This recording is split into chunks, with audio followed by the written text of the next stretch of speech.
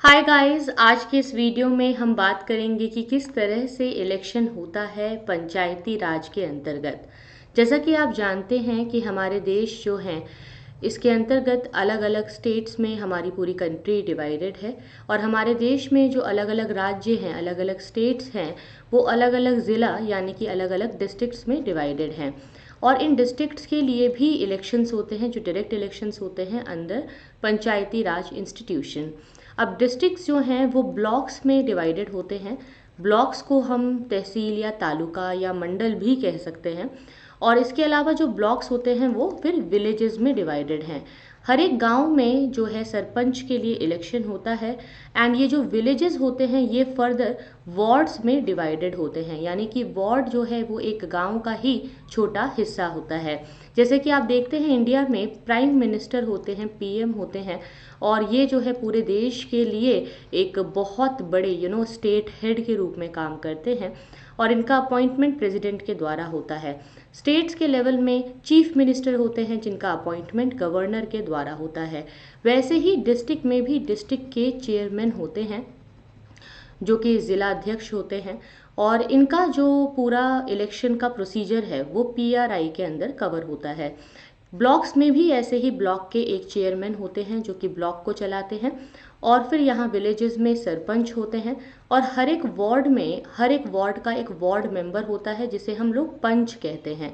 सो अब इसे हम समझेंगे कि ये किस तरह से इनका इलेक्शन होता है।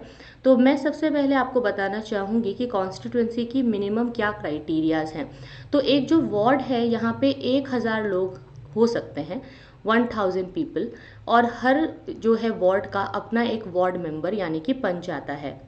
अब मान लीजिए कि एक गांव है जिसमें 5000 लोग हैं, 5000 लोग हैं। तो उस 5000 लोगों के गांव में एक एक हज़ार का एक वार्ड होगा, यानी कि 5 वार्ड मेंबर वहां से चुन के आएंगे। तो 5000 लोगों का एक जो है गांव हो सकता है, ये मिनिमम है, इससे ज़्यादा भी हो सकते हैं।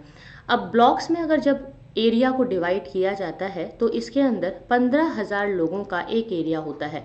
50,000 पीपल पर एरिया पर कॉन्स्टिट्यूंसी होते हैं। और वो अपने अपने एरिया में एक मेंबर को चुनते हैं डायरेक्ट इलेक्शन के द्वारा। फिर ये सारे लोग जो हैं मिल करके अपने एक चेयरमैन को चुनते हैं। सो यहाँ पर ब्लॉक में जो ब्लॉक्स के मेंबर होते हैं इसके अंतर्गत इसको हम लोग पंचायत समिति कहते हैं, जो ब्लॉक के लेवल पे काम करती है। और विलेजेस में जो ग्राम पंचायत होती है वो काम करती है। ग्राम पंचायत में पंच और सरपंच होते हैं। ग्राम पंचायत ग्राम पंचायत के जो हेड हैं वो हमारे सरपंच है। Sarpanch is the head of gram panchayat. And blocks की जो पंचायत समिति है उसके भी एक हेड होते हैं जो चेयरमैन होते हैं। इस पंचायत समिति में ब्लॉक के चेयरमैन को चुनने के लिए यहाँ के जो इलेक्टेड मेंबर्स हैं वो तो होते ही हैं। और ऑटोमेटिकली इस इलाके में रहने वाले जितने भी एमएलए हैं, एमएलसी हैं, एमपी हैं और जितने भी इसके अंदर आने वाले सरपंच हैं उन्हें भी ऑटोमेटिकली पंचायत समिति का मेंबर बना दिया जाता है। फिर ऐसा ही डिस्ट्रिक्ट में होता है। लेकिन डिस्ट्रिक्ट में यानी कि ज़िला में जो ज़िला परिषद होती है, ज़िला परिषद, इसमें 50,000 50,000 लोगों का एक एरिया होता है। तो 50,000 लोगों का एक एरिया यानी कि एक कॉन्स्टिट्यूंसी होती है। इसमें भी लगभग 40 मेंबर्स होते हैं। तो इसके तो 50-50 एरिया के हिसाब से जो इलेक्टेड मेंबर्स हैं वो चुनकर आते ही हैं। इसके अलावा इस इलाके के अंदर जितने भी एमएलए हैं, एमपी हैं, एमएलसी हैं और जितने भी सरपंच हैं और जितने भी इसके अंतर्गत आने वाले पंचायत समिति के मेंबर्स हैं उन सबको ऑटोमेटिकली इसके अंदर ज़िला परिषद में बुला लिया जाता है। और फिर वो अपनी फर्स्ट मीटिंग में चेयरमैन को चुनते हैं। इसके बाद जो है स्टेट लेवल के इलेक्शन में सीएम का जब चुनाव होता है तो उसमें पूरे स्टेट को अलग अलग कॉन्स्टिट्यूंसीज में डिवाइड कर दिया जाता है। और ये स्टेट की पॉपुलेशन के आधार पर होता है। कुछ स्टेट्स में ज़्यादा कॉन्स्टिट्यूंसीज और कुछ में कम होती हैं।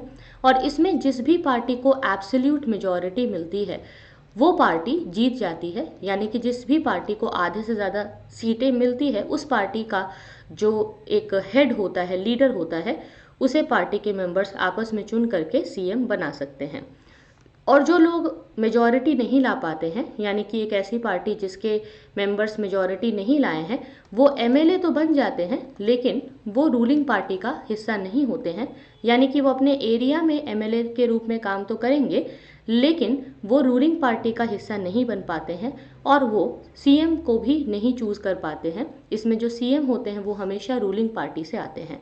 तो ज़रूरी नहीं है कि अगर सीएम एक रूलिंग पार्टी से हैं तो हर एक जो एमएलए है वो भी रूलिंग पार्टी का ही हो। रूलिंग पार्टी का एमएलए ना भी हो, अगर ऑपोजिशन पार्टी का एमएलए है तो भी वो अपने इलाके का एमएलए बन सकता है, यानी कि मेंबर ऑफ लेजिस्लेटिव असेंबली। अब जैसे कि हमने देखा कि यहाँ पे वार्ड है, तो वार्ड और विलेजेस को एक साथ चलाने के लिए यहाँ पे पंचायत के एक सेक्रेटरी होते हैं। तो पंचायत के जो सेक्रेटरी होते हैं इन्हें सचिव भी कहा जाता है। ठीक है, तो सचिव जी होते हैं यहाँ पे। और आप हिंदी और इंग्लिश की स्पेलिंग का थोड़ा सा देख लीजिएगा क्योंकि मेरी स्पेलिंग मिस्टेक्स हो सकती हैं।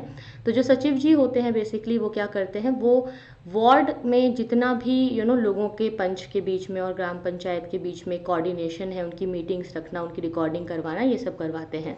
ब्लॉक्स में ऐसे ही ब्लॉक डेवलपमेंट ऑफिसर होते हैं और ब्लॉक एक्सटेंशन ऑफिसर होते हैं जो लोगों को एजुकेट करते हैं नई नई पॉलिसीज़ के बारे में। डिस्ट्रिक्ट में अपॉइंटेड ऑफिसर जो होते हैं उन्हें हम डीएम कहते हैं। जो डिस्ट्रिक्ट मजिस्ट्रेट होते हैं सीनियर आईएएस ऑफिसर होते हैं। इनके अंदर एक पूरा रेवेन्यू डिपार्टमेंट भी वर्क करता है और वो जो रेवेन्यू डिपार्टमेंट होता है वो जो उसके मेंबर होते हैं वो अपने अंतर्गत पटवारियों को चलाते हैं। जो पटवारी होते हैं वो अलग अलग गाँव से रेवेन्यू कलेक्ट करते हैं और जो भी लैंड रिकॉर्ड्स हैं उसको मेंटेन करते हैं। इस तरीके से पंचायती राज इंस्टीट्यूशन यानी कि पीआरआई के अपॉइंटेड लोग जो हैं वो इलेक्टेड लोगों के साथ काम करते हैं।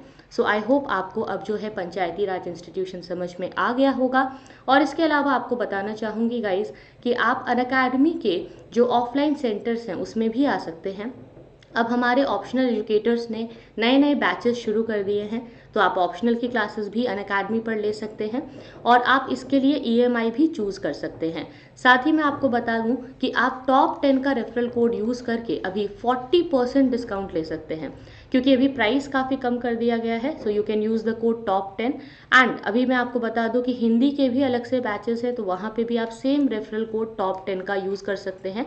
Top 10 is my referral code which will give you extra 20% discount. और अब ये 40% इसलिए है क्योंकि आपको एक्सटेंशन भी मिल रहा है। तो इसके लिए कोई भी अगर आपको जानकारी चाहिए तो आप नीचे कमेंट बॉक्स में मुझसे पूछ सकते हैं। आज के लिए इतना ही। Thank you so much for watching.